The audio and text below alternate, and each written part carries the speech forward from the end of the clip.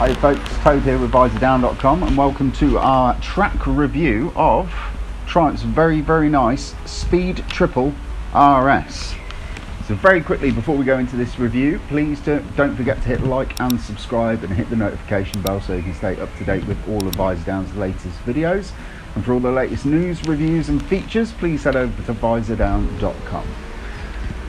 So you may be wondering why we have a shiny new Speed Triple with us when we rode this bike on the road. I think it was last summer. We did a full-on road test of this thing and absolutely loved it, to be fair. There was only really a couple of criticisms that I had of the bike. So really the road test and the review that we're going to do today was just more to do with the track side of things, because you do see quite a lot of big nakeds and especially Speed Triples. You see quite a lot of them out on track days and so on. So I thought I'd give it a quick hoon around Donington Park, and as you can see, we've just got back and the weather is crap. So I've ducked out in between the rain, which is inevitably going to carry on for the rest of the afternoon, so I've got to get this done and give you a quick update as to how we got on. Before we got into the bike in detail and what it's like to ride at Donington, I'll just let you know this is a £13,600 bike. Now this is the 2019 version. There hasn't been an update for 2020. That is incoming. Obviously they're going to do the similar sort of makeover with the front end that the Street Triple has just had, and there's also rumours that the engine is going to bulge to 1160cc. This is the top of the range RS, so there are two versions of the Speed Triple at the moment in the range. There's the S and the RS, which you can see here before you. So the S gets a Shell suspension system, Brembo brakes. It hasn't got the carbon fibre that this has got on it, and it's just got standard end cans, not the great big hooning arrow ones that you can see on this bike here. In terms of spec and performance of the bikes, they're pretty much identical in terms of the BHP torque, etc. It is just the aesthetics and also the suspension that's different. Matching the front forks, we've also got an Öhlins TTX rear shock absorber as well, which is pucker. There's a couple of other updates that this bike has got which are optional extras. So there's a couple of little billet aluminium trinkets in terms of the brake reservoir and also the rear brake reservoir as well. There are some nice little Triumph wheel caps on the rear axle spindle as well, which look very nice. Another addition as well, which I found quite handy because I'm quite sure I could get into the bubble, but I spoke to an owner who said he couldn't get into the bubble. Is that tiny little fly screen there? And I'll tell you what, actually at motorway speeds it does actually work a little bit. If you're taller than me, your head will probably sit half in half out the bubble, but for me it was actually quite good and worked quite well. So if you're getting a Speed Triple, I would say that's probably a worthy addition to the bike. So the engine of the Speed Triple, as everybody knows, for now it is a 1050cc inline 3-cylinder and it produces just under 150 bhp. This edition of the bike, as I just mentioned, gets those funky arrow cans which probably save a little bit of weight. I don't know if they increase the bhp by anything, but they certainly look nice and they sound absolutely stunning as well. Because it is a triple and because it's a Triumph triple specifically, the torque curve on this thing is about as linear as it gets. It's such a nice bike to ride on the road, and also as I found out on the track today, that torque curve is just so nice and so easy to ride. It just makes you can be a little bit lazy with gear shifts, and if you miss a gear going through one of the slower corners at Donington, like coming into the foggy S's where you'd normally be in really low gear, you could sort of tootle through it in third gear and still get out the corner quick enough that you weren't losing too much time down the back straight, which was quite cool. As I said, it is possibly the last year. Triumph haven't confirmed anything as yet, but it makes sense for this bike to go through the same kind of evolution that the Street Triple has gone through. So next year's bike could be rumoured to be an 1160cc. So yeah, this could actually be the last year of the Speed Triple as a 1050, which is quite exciting to see what they're going to do next.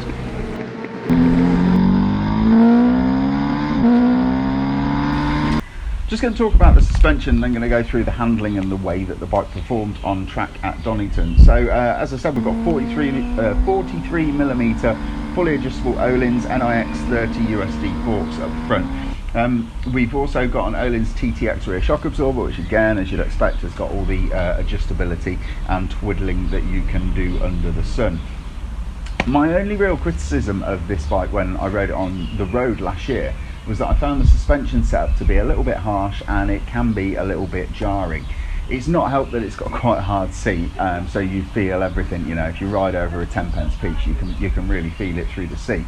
And I really wanted to test it out because the firmer the bike is, technically the better it should be on the track. And I've never had a problem with the speed of this thing. I always found it instantly able to get on this thing and just ride fast straight out of the box. It didn't take any kind of acclimatization.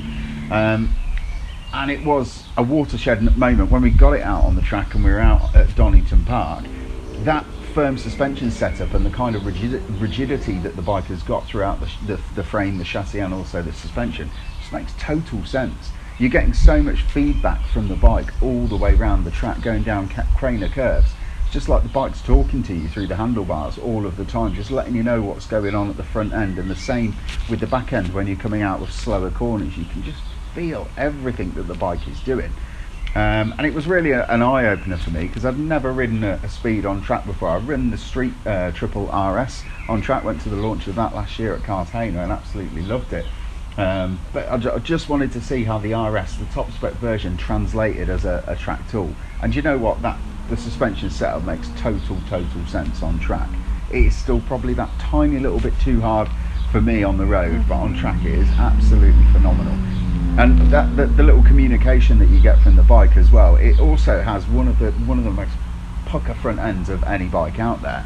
You know, you're coming down into really slow corners like the Melbourne hairpin, and it is just planted and solid. So we have got a full colour 5-inch TFT dash, and we've got all of the riding modes and everything else that you change with the left hand switch cube. You can also go through all the bike's dash settings through the right hand switch cube.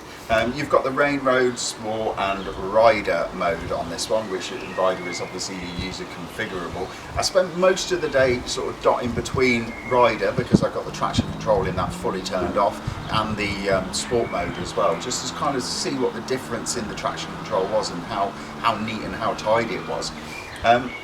And I've got to admit, it is very good. You can turn the traction control totally off and it just becomes a completely different animal to ride. The back end is much more prone to sliding about, and it will wheelie a lot more, even on the little sort of hump halfway down the back straight at Donington. If you've ridden a bike there's kind of a little crest, and shorter, more stout bikes like this that have got over 100 horsepower, they do like to lift the front over there.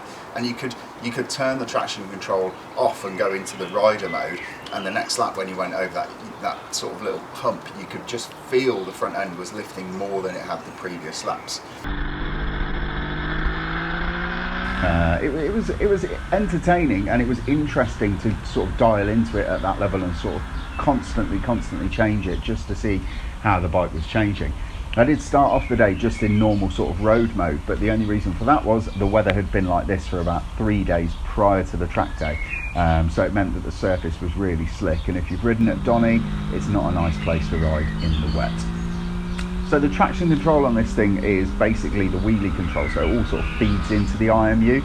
So as you're adjusting the traction control to higher or lower levels, obviously things like rain, traction control's turned up full, and then road, sport and rider, it just kind of tones it down a little bit. But you can really feel that the traction control system working, and the wheelie control that's part and parcel of that system just working away in the background, not too intrusively, just very subtly improving the way that the bike was accelerating out the corners. I also just want to mention this bike for 2019, it got an updated slip assist slipper clutch. On the track earlier on today, I could only really feel the slipper clutch beginning to get a little bit overwhelmed when I've been really overzealous on the downshifts coming into the really slow corners, and just at the last moment you can start to feel that there's a little bit of chatter sort of starting to enter the back end of the bike. It wasn't anything too much of a problem, and I had to be a proper dick with the downshifts, almost bouncing the bike off the rev limiter to get it to do it. And the only reason I was doing it was just to see how smooth and how succinct that system works, but it's actually pretty damn good.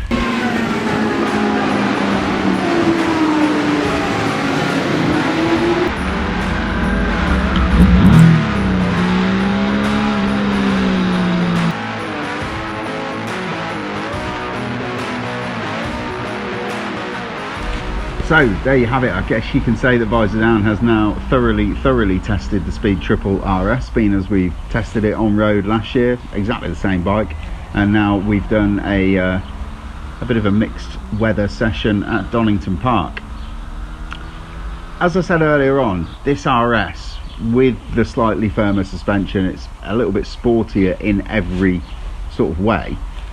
It is probably a much better track tool than the standard S Speed Triple. That probably comes slightly at the price of its on-road road manners. I mean, it's kind of the same with the Street Triple. If you've ever ridden the lower spec version of the Street Triple and then jumped on the Street Triple RS, you just find that the RS is a much more focused, much sharper handling, much more dynamic machine to ride. But on this, I still think I actually prefer the RS to the standard S. I think it's a much more accomplished bike and a much more complete motorcycle.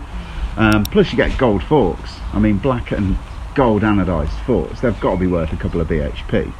It's a very pretty bike, and you can actually get it at the moment cheaper than ever. This is kind of going back to what I said earlier, that all signs are pointing to a new Speed Triple incoming imminently, because Triumph are offering this version of the Speed Triple with a £1,000 deposit contribution, a £500 voucher for the Triumph apparel shop, and you also get a complimentary up and down shifter and blipper, which this has already got on it as well.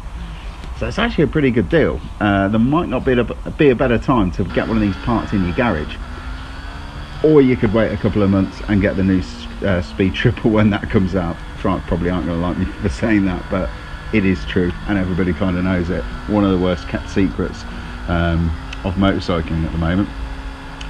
So there we have it. That's the Speed Triple RS, an ultimately accomplished road bike and just as good on the track. Very enjoyable thing to take to Donington Park, a circuit that made the most of its 150 bhp, its torque, its handling prowess, and its dimensions. Really, I had a really good day on it.